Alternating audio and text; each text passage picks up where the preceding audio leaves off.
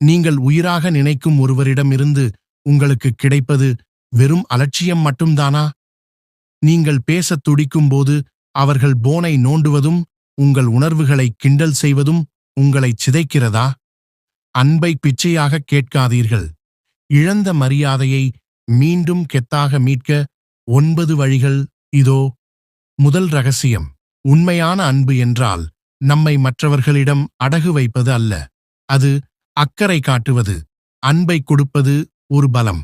ஆனால் சுயமரியாதையை விட்டுக் கொடுப்பது ஒரு பலவீனம். ஒரு உறவில் நாம் நம்முடைய சக்தியை விட்டுக் கொடுக்கும்போது சில விஷயங்கள் மெதுவாக நடக்க ஆரம்பிக்கும். முதலில் அந்த உறவில் சமநிலை குலையும். நீங்கள் அளிக்கும் அன்புக்கு மதிப்பு கிடைக்கவில்லை என்றால் அந்த உறவு ஒருதலைபட்சமானதாக மாறிவிடும். அது மெதுவாக உங்களை மனதளவில் சோர்வடையச் செய்யும். அடுத்தது அலட்சியம். நீ எதை கேட்டாலும் செய்வாய் என்ற எண்ணம் வந்துவிட்டால் உங்களை மதிக்கும் உணர்வு மெல்ல மறைந்துவிடும். மூன்றாவது, நீங்கள் உங்கள் சுய அடையாளத்தையே இழக்க ஆரம்பிப்பீர்கள். மற்றவர்களின் விருப்பத்திற்காக உங்கள் முடிவுகளையும் உங்கள் தேவைகளையும் விட்டுக் கொடுக்க ஆரம்பித்தால் ஒரு நாள் உங்கள் தனித்தன்மை மறைந்துவிடும். நினைவில் வைத்துக் கொள்ளுங்கள், அன்பு என்பது ஒரு இருவழிப்பாதை. நீங்கள் காட்டும் அன்பு அவர்களுக்கு ஒரு பலமாக இருக்க வேண்டும். ஆனால் அது உங்களை ஆளும் ஓர் ஆயுதமாக மாறக்கூடாது. ஒரு நாள் உங்கள் அன்பிற்கு மதிப்பு இல்லை என்பதை நீங்கள் உணர்ந்தால் சில நேரங்களில் அமைதியும் சிறிது விலகலும் உங்கள் அருமையை அவர்களுக்கு உணர்த்தும் மிகச்சிறந்த பதிலாக இருக்கும். உங்கள் அன்பை புரிந்து கொள்ளாத ஒருவருக்காக உங்கள் சுயமரியாதையை ஒருபோதும் விட்டுக் கொடுக்காதீர்கள். இரண்டாவது ரகசியம். உண்மை என்னவென்றால், சகிப்புத்தன்மைக்கும் பலவீனத்திற்கும் இடையில் ஒரு மெல்லிய கோடு இருக்கிறது. அந்த கோட்டை புரிந்து கொள்வது மிகவும் அவசியம். யாராவது தவறாக நடந்து கொண்டாலும் நாம் தொடர்ந்து பொறுத்துக்கொண்டே இருந்தால் அது அவர்களுக்கு ஒரு தவறான செய்தியைத் தரும். அதாவது, நீ என்ன செய்தாலும் நான் பொறுத்துக் கொள்வேன் என்ற ஒரு அனுமதி போலாகிவிடும். அதனால்தான் ஒரு உறவில் மரியாதையை நிலைநிறுத்த 2 விஷயங்கள் மிக முக்கியம். முதலாவது, குரல் எழுப்புதல். எது தவறு என்பதை தெளிவாகச் சொல்ல வேண்டும்.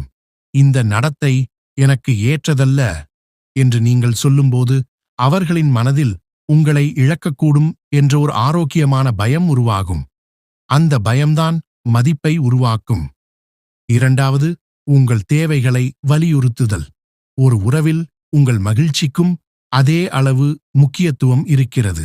உங்களை நீங்கள் சிதைத்துக் கொண்டு ஒரு உறவை காப்பாற்றுவது அது வெற்றி அல்ல, அது தோல்வியின் ஆரம்பம். நினைவில் வைத்துக் கொள்ளுங்கள், சில நேரங்களில் தார்மீகமான உறுதியும் தெளிவான நிலைப்பாடும் ஒருவரை மற்றவர்களின் கண்களில் மிகுந்த கண்ணியத்துடன் காட்டும். மூன்றாவது ரகசியம். ஒரு ஆரோக்கியமான உறவின் மிக முக்கியமான அடித்தளம் தெளிவான எல்லைகள். உங்கள் தேவைகளையும் எதிர்பார்ப்புகளையும் முன்கூட்டியே பகிர்ந்து கொள்வது பல தேவையற்ற ஏமாற்றங்களையும் மோதல்களையும் தவிர்க்கும். ஒரு உறவில் எல்லைகளை அமைப்பதற்கு பல முக்கியமான நன்மைகள் இருக்கின்றன. முதலாவது, எதிர்பார்ப்புகளில் தெளிவு. யார் எதை விரும்புகிறார்கள் என்பது தெளிவாக இருந்தால் ஒருவருக்கொருவர் இடமளிப்பது மிக எளிதாகிவிடும். இரண்டாவது, பரஸ்பர மதிப்பு. நீங்கள் உங்கள் எல்லையை நீங்களே மதிக்கும்போது உங்கள் துணையும் அதை மதிக்க கற்றுக்கொள்வார். மூன்றாவது, தனித்தன்மையை பாதுகாப்பது. ஒரு உறவுக்குள் இருந்தாலும் உங்கள் விருப்பங்கள், உங்கள் நேரம், உங்கள் வாழ்க்கை, அவற்றுக்கும் முக்கியத்துவம் இருக்க வேண்டும். அது உங்களை மனதளவில் மேலும் வலுவானவராக மாற்றும். நினைவில் வைத்துக் கொள்ளுங்கள், எல்லைகளை அமைப்பது ஒரு தூரம் உருவாக்குவதற்காக அல்ல. அது ஒருவரை ஒருவர் நன்றாக புரிந்து கொண்டு மேலும் நெருக்கமாக இருப்பதற்கான ஒரு ஆரோக்கியமான வழிமுறை. நான்காவது ரகசியம். சுயமரியாதை. அது மற்றவர்கள் உங்களுக்கு தரும் அங்கீகாரம் அல்ல. அது நீங்கள் உங்களுக்கே தரும் அங்கீகாரம். நீங்கள் உங்களை ஒரு மதிப்புமிக்க நபராக கருதாதவரை மற்றவர்கள் உங்களை மதிக்க வேண்டிய அவசியமே அவர்களுக்கு தோன்றாது. ஒரு மனிதன் தன்னை முழுமையாக ஏற்றுக்கொள்ள ஆரம்பித்துவிட்டால் அதுதான் உண்மையான சக்தி. இந்த தீவிரமான சுய ஏற்பு ஒரு மனிதனை மனதளவில் மிகவும் வலிமையானவனாக மாற்றும். அது ஒரு காந்தம் போல செயல்படும். தகுதியான மனிதர்களை உங்களை நோக்கி ஈர்க்கும், தகுதியற்றவர்களை தானாகவே விலக்கிவிடும். ஒரு உறவில் இழந்த மரியாதையை மீட்டெடுக்க சில முக்கியமான கொள்கைகள் இருக்கின்றன. முதலாவது, சக்தியை விட்டுக் கொடுக்காமல் அன்பை பகிருங்கள். இரண்டாவது, மோசமான நடத்தையை ஒருபோதும் பொறுத்துக் கொள்ளாதீர்கள். மூன்றாவது, உங்கள் தேவைகளுக்காக குரல் எழுப்புங்கள். நான்காவது, தெளிவான எல்லைகளை அமைக்க கற்றுக்கொள்ளுங்கள். மற்றும் அனைத்திற்கும் மேலாக உங்கள் சுயமரியாதையை முதன்மையாகக் கொள்ளுங்கள். இந்த மாற்றங்களை உங்கள் வாழ்க்கையில் நீங்கள் ஆரம்பிக்கும்போது ஆரம்பத்தில் சில எதிர்ப்புகள் வரலாம். ஆனால் அந்த நேரத்தில் உறுதியாக நிற்பதுதான் உண்மையான வலிமை. ஏனெனில் உங்களை மதிக்க கற்றுக்கொண்ட ஒரு மனிதனை இந்த உலகத்தில் யாராலும் எளிதில் உடைக்க முடியாது. ஐந்தாவது ரகசியம். வாழ்க்கையில் வெற்றியும் மரியாதையும் ஒரே நாளில் கிடைப்பதில்லை. அதற்கான முதல் படி உங்களை நீங்கள் புரிந்து கொள்வது. உங்களை பற்றிய விழிப்புணர்வு. நீங்கள் எதில் திறமையானவர், எதில் சாதாரணமானவர், உங்கள் பலமும் உங்கள் பலவீனமும் என்ன என்பதை முதலில் நீங்களே புரிந்து கொள்ள வேண்டும். நீங்கள் உங்களை உண்மையாக மதிப்பிட ஆரம்பித்தால் மற்றவர்கள் உங்களை எப்படி பார்க்கிறார்கள் என்பதும் உங்களுக்கு தெளிவாகிவிடும். அது தேவையற்ற குழப்பங்களை தவிர்க்கும். உங்கள் இலக்குகளிலும் விருப்பங்களிலும் தெளிவு. வாழ்க்கையில் உங்களுக்கு உண்மையாக என்ன வேண்டும்? உங்கள் தேவைகள் என்ன? இந்த கேள்விகளுக்கு உங்களிடம் தெளிவான பதில் இருக்க வேண்டும். அந்த தெளிவு இருந்தால்தான் அதை அடைய சரியான பாதையை நீங்கள் தேர்வு செய்ய முடியும். உங்கள் பலம் மற்றும் பலவீனத்தை சரியாக கையாளுதல். உங்கள் பலத்தை அறிந்திருப்பது மட்டும் போதாது. அதை சரியான இடத்தில் பயன்படுத்த தெரிந்திருக்க வேண்டும். அதே நேரத்தில் உங்கள் பலவீனங்களை மறைக்க முயற்சிக்காமல் அவற்றை எப்படி சமாளிப்பது அல்லது சாதகமாக மாற்றுவது என்பதையும் கற்றுக்கொள்ள வேண்டும். உறவுகளில் மரியாதை. நீங்கள் உங்களை முழுமையாக புரிந்துகொண்டு உங்கள் பிளஸ் மற்றும் மைனஸ்களை சரியாக கையாள ஆரம்பித்தால் உங்களிடம் ஒரு கம்பீரம் உருவாகும். அந்த தெளிவும் அந்த நேர்மையும் தான் மற்றவர்கள் உங்களை மதிக்க காரணமாக இருக்கும். இதைச் சுருக்கமாகச் சொன்னால், நீங்கள் உங்களை சரியாக புரிந்துகொண்டு உங்கள் வாழ்க்கையை திட்டமிட்டு வாழ ஆரம்பித்தால் வெற்றியும் மரியாதையும் ஒரு நாள் உங்களை தேடி தானாகவே வரும். ஆறாவது ரகசியம். ஒரு ஆரோக்கியமான உறவு முழுமையான மனிதர்களால் உருவாகுவதில்லை. அது ஒருவரின் குறைகளை மற்றவர் புரிந்து கொள்ளும் மனப்பக்குவத்தால் உருவாகிறது. முதலாவது, முழுமையை எதிர்பார்க்காதிருத்தல். மனிதர்களாகிய நாம் யாருமே பர்ஃபெக்ட் அல்ல. ஒவ்வொருவரிடமும் சில குறைகளும் சில பலவீனங்களும் இருக்கும். அதனால் உங்கள் துணையிடம் 100% பர்ஃபெக்ட் குணங்களை எதிர்பார்ப்பது உறவிற்கு தேவையற்ற அழுத்தத்தை தரும். இரண்டாவது, சுய ஏற்பு மற்றும் பிறரை ஏற்றுக்கொள்வது.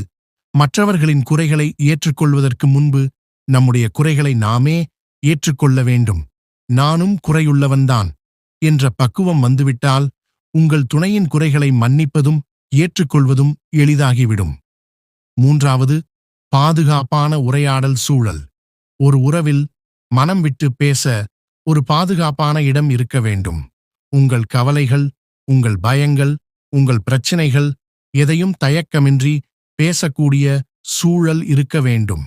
நீங்கள் பேசும்போது அவர் உங்களை கேலி செய்ய மாட்டார் அல்லது தவறாக நினைக்க மாட்டார் என்ற நம்பிக்கை இருவருக்கும் இருக்க வேண்டும். நான்காவது, செவிசாய்த்தல். பேசுவது முக்கியம். ஆனால் அதைவிட முக்கியமானது கேட்பது.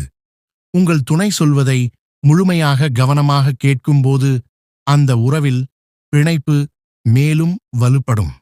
இதைச் சுருக்கமாகச் சொன்னால், ஒரு உறவை ஆரோக்கியமாக வைத்திருக்க குறைகளை ஏற்றுக்கொள்வதும் மனம் விட்டு பேச ஒரு பாதுகாப்பான சூழலை உருவாக்குவதும் மிகவும் அவசியம். அங்கேதான் உண்மையான நெருக்கமும் புரிதலும் பிறக்கிறது. ஏழாவது ரகசியம். ஒரு விஷயத்தை நினைவில் வைத்துக் கொள்ளுங்கள். அமைதி எப்போதும் மரியாதையை பாதுகாக்காது. சில நேரங்களில் அமைதி அவமரியாதைக்கு அனுமதியாக மாறிவிடும். முதலாவது, அமைதியாக இருக்காதீர்கள். யாராவது உங்களை அவமதிக்கும்போது அதை பார்த்தும் அமைதியாக இருப்பது ஒரு தீர்வல்ல. ஏனெனில், நீங்கள் எதுவும் சொல்லாமல் பொறுத்துக்கொண்டால் இவரை எப்படி நடத்தினாலும் கேட்பார் என்ற எண்ணம் அவர்களுக்கு உருவாகிவிடும். உங்கள் குரலை வெளிப்படுத்துங்கள். நீங்கள் மோசமாக நடத்தப்படுகிறீர்கள் என்று உணர்ந்தால் அந்த நேரத்திலேயே உங்கள் எதிர்ப்பை தெளிவாக சொல்லுங்கள். குறிப்பாக, உங்கள் மீது எந்த தவறும் இல்லாதபோது யாரும் உங்களை இழிவுபடுத்த அனுமதிக்காதீர்கள். உங்கள் மரியாதையை நீங்களே காப்பாற்றுங்கள். ஒருமுறை நீங்கள் அவமரியாதையை ஏற்றுக்கொண்டு விட்டால் அந்த உறவில் உங்கள் மதிப்பு மெல்ல மெல்ல குறைந்து கொண்டே போகும். ஏனெனில், நீங்கள் உங்களை மதிக்கவில்லை என்றால் மற்றவர்கள் உங்களை மதிக்க எந்த காரணமும் அவர்களுக்கு இருக்காது. அதனால் ஒரு விஷயத்தை மறக்காதீர்கள். நீங்கள் தவறு செய்யாதபோது ஒருபோதும் தலைகுனியாதீர்கள். உங்கள் மௌனம் உங்கள் பலவீனமாக மாறாமல் இருக்க சரியான நேரத்தில் உங்கள் குரலை வெளிப்படுத்துங்கள். 8வது ரகசியம், ஒரு உறவில் பிரச்சனைகள் வருவது புதிதல்ல. ஆனால் அதை நீங்கள் தனியாகவே சுமக்க வேண்டும் என்று அர்த்தமல்ல. முதலாவது, உதவி கேட்க தயங்காதீர்கள். உறவில் தொடர்ந்து அவமரியாதை அல்லது வேதனை அனுபவிக்கிறீர்கள் என்றால் அதை மனதிற்குள் வைத்துக்கொண்டு தனியாக போராட வேண்டியதில்லை. உங்கள் குடும்பத்தினரிடம் உதவி கேட்பது ஒரு பலவீனம் அல்ல, அது ஒரு புத்திசாலித்தனமான முடிவு. 2வது, உங்களுக்கு ஆதரவு இருக்கிறது என்ற நம்பிக்கை. நீங்கள் திருமணமாக இருந்தாலும் அல்லது தனியாக வாழ்ந்தாலும் உங்களை நேசிக்கும் ஒரு குடும்பம் உங்களுக்கு பின்னால் இருக்கிறது என்ற உணர்வு உங்களுக்கு மிகப்பெரிய மன வலிமையை தரும். 3வது, புதிய பார்வையும் தீர்வுகளும். ஒரு பிரச்சனையில் நாம் சிக்கியிருக்கும்போது சில நேரங்களில் நமக்கு தெளிவாக சிந்திக்க முடியாது. ஆனால் குடும்பத்தினரிடம் பேசும்போது அவர்கள் ஒரு புதிய கோணத்தில் ஆலோசனைகளை வழங்குவார்கள். அது இழந்த நம்பிக்கையையும் மரியாதையையும் மீட்டெடுக்க உதவும். 4வது, பாதுகாப்பு. உங்கள் பின்னால் குடும்பத்தின் ஆதரவு இருக்கிறது என்று தெரிந்தால் உங்களை அவமரியாதை செய்பவர் தன் தவறை உணர வாய்ப்பு இருக்கும், அல்லது மீண்டும் உங்களை மோசமாக நடத்த தயங்குவார். இதைச் சுருக்கமாகச் சொன்னால், உங்கள் சுயமரியாதை பாதிக்கப்படும்போது தனிமையில் போராடாதீர்கள். உங்களை உண்மையாக நேசிக்கும் மனிதர்கள் இருக்கிறார்கள். தேவையான போது அவர்களின் தோள்களில் சாய்ந்து நிற்க தயங்காதீர்கள். கடைசி ரகசியம், சில நேரங்களில் ஒரு உறவில் பிரச்சனைகள் அதிகமாகி அதை நாமே தனியாக சமாளிக்க முடியாத நிலை உருவாகலாம். அந்த நேரத்தில் ஒரு முக்கியமான விஷயம் நினைவில் இருக்க வேண்டும். உதவி கேட்பது பலவீனம் அல்ல. முதலாவது, ஒரு நிபுணரை அணுகுதல். மன அழுத்தம் அல்லது உறவில் தீர்க்க முடியாத சிக்கல்கள் வந்தால் உளவியலாளர்கள் அல்லது ஆலோசகர்களை அணுகுவது மிகச்சிறந்த முடிவு.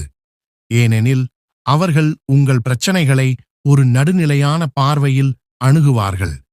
அவர்கள் தரும் சரியான வழிகாட்டுதல் உறவுகளில் ஏற்பட்ட விரிசல்களை சரிசெய்யவும் உங்கள் மன ஆரோக்கியத்தை மேம்படுத்தவும் உதவும். சில நேரங்களில் அந்த ஆலோசனைகள் ஒரு மருந்து போல உங்கள் மனக்காயங்களை மெதுவாக ஆற்றும். 2வது, உணர்வுகளை அடக்காமல் இருப்பது. மற்றவர்கள் என்ன நினைப்பார்கள் அல்லது நம்மை தவறாக எடை போடுவார்களோ என்ற பயத்தில் உங்கள் உணர்வுகளை உங்களுக்குள்ளேயே பூட்டி வைக்காதீர்கள். அது மனதிற்கு அதிகமான அழுத்தத்தை உருவாக்கும். உண்மையில் உணர்வுகளை மறைப்பது நீங்கள் உங்களை நீங்களே தண்டிப்பதற்குச் சமம். பயம் இருந்தாலும், கோபம் இருந்தாலும் அல்லது சோகம் இருந்தாலும் அதை வெளிப்படுத்துவதுதான் ஆரோக்கியமானது. மற்றவர்களின் விமர்சனங்களுக்கு பயந்து உங்கள் உண்மையான உணர்வுகளை அழித்து விடாதீர்கள். ஏனெனில் நீங்கள் நீங்களாக இருப்பதுதான் உண்மையான மன அமைதிக்கான வழி. இதை சுருக்கமாகச் சொன்னால், மனதிற்கு பாரமாக இருக்கும் உணர்வுகளை மூடி வைக்காதீர்கள். நம்பிக்கைக்குரிய மனிதர்களிடமோ அல்லது சரியான நிபுணர்களிடமோ அதை பகிர்ந்து கொள்ளுங்கள். அதுதான் உங்களை மீண்டும் இயல்பு நிலைக்கு கொண்டு வரும். சில நேரங்களில் ஒருவரையொருவர் விரும்பாமல் இருக்கும் தருணங்கள் வரும். ஆனால் அந்த நேரத்திலும் ஒருவரையொருவர் நேசிக்க தேர்ந்தெடுப்பதே ஒரு வலுவான உறவின் உண்மையான அர்த்தம். பாலினம், இனம், மதம் அல்லது எந்த வேறுபாடாக இருந்தாலும் மரியாதை ஒவ்வொருவருக்கும் தகுதியான ஒன்று. ஒவ்வொரு மனிதரும் தனித்துவமானவர்கள்.